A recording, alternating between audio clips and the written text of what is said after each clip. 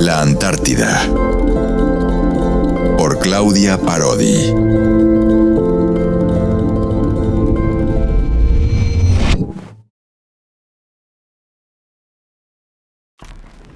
Mi nombre es Claudia Parodi, soy licenciada en Ciencias Biológicas, estudiante de posgrado de Biología en el CURE.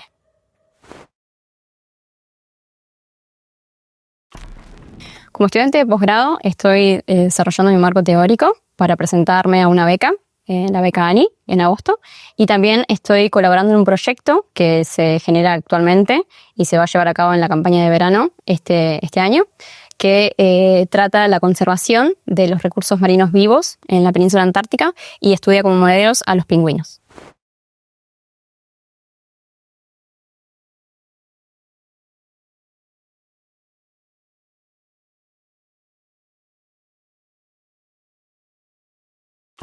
Bueno, actualmente con mi posgrado tengo la idea de comparar ya los datos que tenemos de la Antártida, que son una base de datos de 4 temporadas reproductivas de pingüinos, compararlas con otra población, que es de Pigoseli papúa en específico, en las Islas Malvinas. Estoy desarrollando este marco teórico para poder llevarlo a cabo este septiembre y comparar una etapa reproductiva únicamente en Malvinas con las 5 temporadas que tenemos en la isla Arley en la península antártica.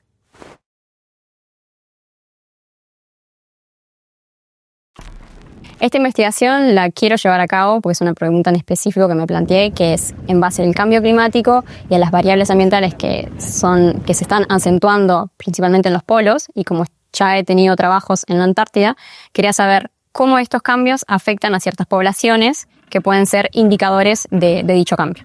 En este caso, los pingüinos se consideran centinelas, es decir, pueden mostrar ciertos cambios en su comportamiento que me van a indicar qué es lo que está pasando, ya sea por falta de alimento, por cambios en la temperatura del agua o porque baja la densidad poblacional de ellos. En cuanto a mi posgrado, estoy en el comienzo. Como les decía, estoy desarrollando el marco teórico. Sí tengo resultados de las 4 temporadas anteriores, que es del proyecto de conservación en el cual soy colaboradora. Pero en este proyecto de posgrado no tengo resultados. Pretendo tenerlos el próximo año, ya cuando tenga los datos de las Malvinas y los contraste con los de la isla Arley. En cuanto al proyecto de conservación de los recursos marinos vivos en la península, sabemos que respecto a las 3 familias de Pigoseli que hay, que es Pigoseli cadelia, Pigoseli papúa y Pigoseli barbijo, sabemos que Pigoseli papúa está siendo resiliente frente a los cambios ambientales, es decir, está expandiendo su población en esta área de reproducción que la comparte con Adelia y con barbijo. Adelia ha reducido esta población y barbijo se ha desplazado a otras áreas. Por eso quiero poder contrastar estos resultados de cambio poblacional con otra isla que tiene un tiempo de residencia mucho mayor. También sé que esta especie se alimenta de otros recursos. Por ejemplo, en la isla Arley utilizan el krill como alimento principal y en las Malvinas comen muchos peces y calamares. Entonces, en cuanto a la isla Arley, sabemos que si bien está en este cambio de densidad poblacional, también hay cambios en las zonas de alimentación. Nosotros lo que hacemos es colocarles un logger, que este logger me va a medir tanto el desplazamiento, cuando yo obtengo el dispositivo, porque no es autónomo. Cuando yo obtengo este dispositivo, lo analizo y sé en qué zonas del océano austral estuvo recorriendo y en qué momento estuvo comiendo.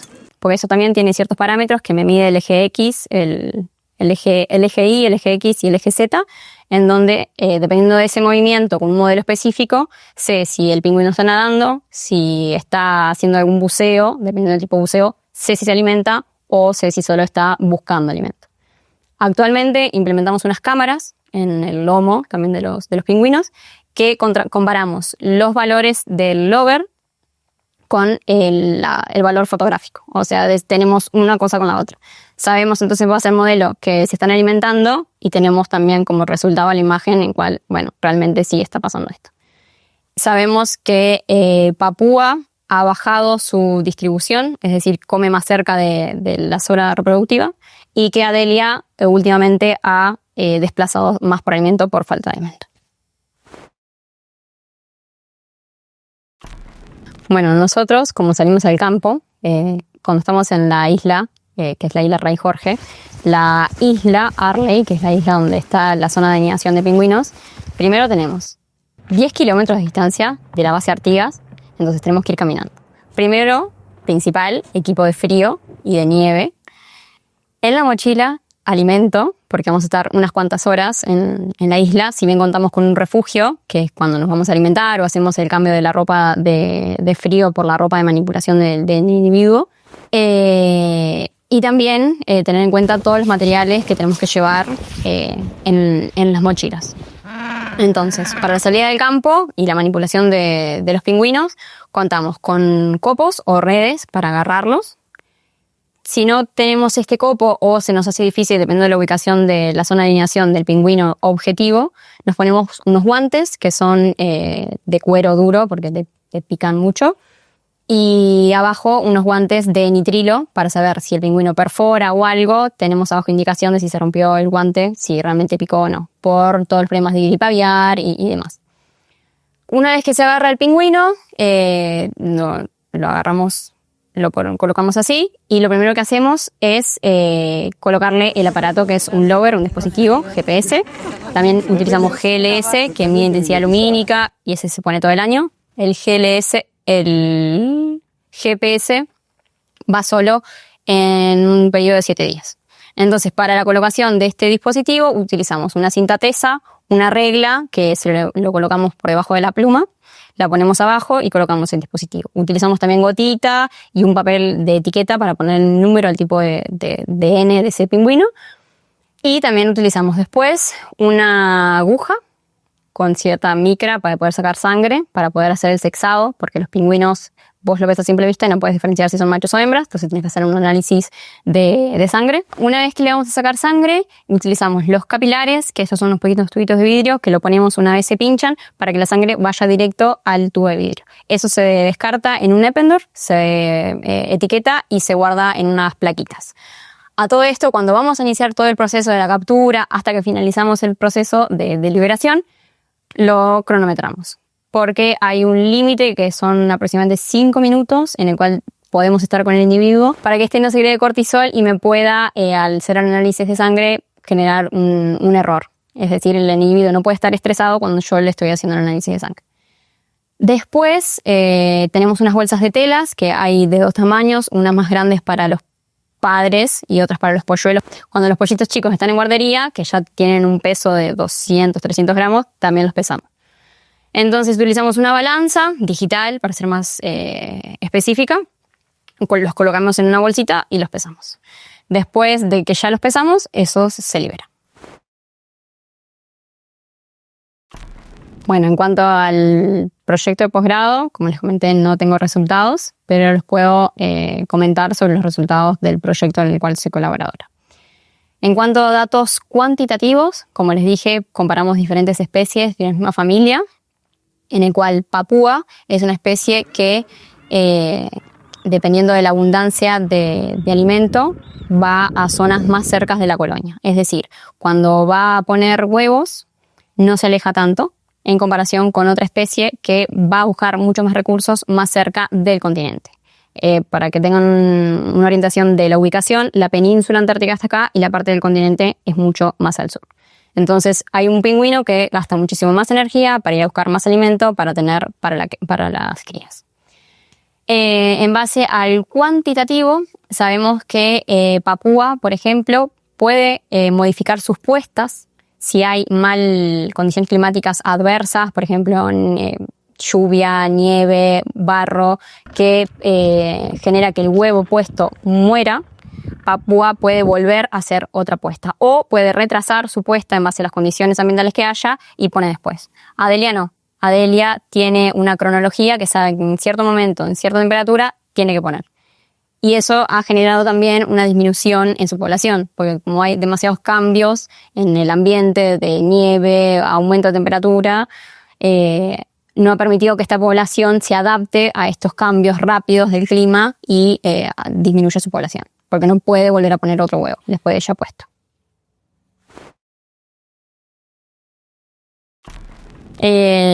Nosotros consideramos que los datos son válidos cuando hacemos una repetición del mismo dato bajo un método conocido que sea certero y en el cual yo hago un análisis estadístico que me da que es significativo al compararlo con no sé, por ejemplo, la hipótesis que yo estoy teniendo. Entonces, esa significancia en mi valor estadístico me dice si el valor que estoy teniendo es el esperado. Es bastante complicado trabajar en la Antártida, principalmente en el campo. Nosotros que pasamos muchas horas afuera. Primero, por las condiciones climáticas, de que a veces hay mucho viento, entonces no puedes trabajar con los pingüinos de la forma adecuada, con los instrumentos. Con la lluvia, por ejemplo, no podemos salir al campo cuando llueve, o si salimos al campo y se larga a llover, es tiempo perdido, tenemos que irnos al refugio, porque los pingüinos secretan una grasa en la cual los hace impermeables, entonces ellos quedan todos mojados por fuera. Entonces nosotros cuando tenemos que instalarle el dispositivo o la cámara, no podemos porque la cinta se moja y el dispositivo se cae. En el momento que lo trabajamos puede quedarse, pero si el pingüino entra al agua, el dispositivo se pierde y es mucho dinero. Entonces, tiempo perdido. Bueno, por ejemplo, en un trabajo de investigación que tuve que hacer este semestre en una materia de posgrado, que era sobre biología reproductiva, me tocó trabajar con arañas. Entonces, trabajé con una especie uruguaya que son caníbales. Es decir, que la hembra, después de reproducirse, se come al macho. Hay 2 especies que son muy emparentadas, que son familia, pero en un momento en el linaje se perdió en una de esas especies el canibalismo. Entonces, mi hipótesis era que en el tiempo, en base a las condiciones ambientales de las 2 especies, si bien son familias, las 2 se encuentran en Uruguay, habitan en microhábitats distintos. Entonces, esas condiciones del microhábitat donde estaban, que podría generar otro tipo de alimento o encontrarse en otras regiones, que había cortado la dependencia de la hembra cada vez que necesitaba reproducirse, comerse al macho. No sé si me entiende. El tema es que una hembra siempre se comía al macho, independientemente de si se reproducía o no. Que esto es negativo en cuanto a la reproducción, porque si vos te comes al macho antes de reproducirte, no dejas descendencia. Entonces, tu variabilidad genética disminuye, por lo cual puede llegar a la extinción de la población. En el otro caso, la hembra se reproducía y después mataba al macho. Entonces, ¿por qué una hembra mataba al macho y no se reproducía? La hipótesis que tuve que reformular, en este caso, era que esta hembra que se comía el macho era en realidad por este carácter específico de reproducción que venía de hace tiempo. Entonces todavía no había perdido ese carácter independientemente de las variables ambientales que tenía. Que la otra hembra sí los había cambiado por el microhábitat distinto en el cual estaba habitando. Bueno, en cuanto a la investigación en pingüinos, es difícil ya el poder obtener resultados porque se hace una vez cada campaña de verano. Es decir, que tengo un tiempo de 3 meses para estudiarlos y tengo todo el resto del año para analizarlos. Además, teniendo en cuenta el cambio climático y que estas condiciones son cruciales para que se vean reflejadas en el comportamiento de estos individuos, entonces año a año esas condiciones externas de clima y tiempo en el cual no estoy mostrando el animal ya me generan esa incertidumbre. Y estas observaciones en realidad no sé si me lo pueden llegar a invalidar, pero sí me pueden generar modificaciones. Y puede ser que esas modificaciones sean los resultados esperados, depende de la hipótesis que me planteé, o no. Pero siempre tengo que aprovechar el mayor tiempo posible para poder obtener resultados, dado que tengo una brecha solo 3 meses. Bueno, hay veces que salimos al campo y, como te digo, hay condiciones ambientales o falta instrumental que se rompe o no sé, que lo olvidamos. Tenemos que volver a reformularlos. En el momento de trabajo, ¿qué vamos a hacer? Si sacamos la muestra de sangre, si justo esa muestra de sangre es innecesaria o no. Entonces, todas esas variables que nos van a afectar en el momento de tomar esa decisión puede generar un cambio en el resultado. Bueno, para realizar una hipótesis tengo que tener un resultado que sea significativo estadísticamente para rechazarla. Es decir, que este resultado lo tengo que haber repetido y lo tengo que haber utilizado en base a un método conocido y hacer un análisis estadístico, no se me ocurre cuál, pero un GMC, por ejemplo, que si este resultado al repetirlo me sigue dando lo mismo, me indica que la hipótesis que yo me planteé la tengo que rechazar o modificar. No creo que haya una desigualdad. Obviamente, al tener un puesto de liderazgo, tienen que comportarse como cierta persona y generar como esa distancia tal vez en el donde hay un tutor y vos sos el alumno, pero creo que en Uruguay somos muy pocos investigadores. El volumen de gente en el cual trabaja por cierto sector, por ejemplo dentro de facultad de ciencias o el CURE, es muy chiquito. Entonces tenés una relación directa con el docente, donde esa brecha es chiquita. O sea, es como si yo estuviera con un amigo trabajando, pero en cierto momento es mi tutor. Considero que no deberíamos, pero considero que existe ciertas barreras y obstáculos que en la carrera de investigación todavía existen para llegar a cierto puesto de liderazgo o obtener cierto tipo de financiamiento para el proyecto de investigación que una mujer plantea.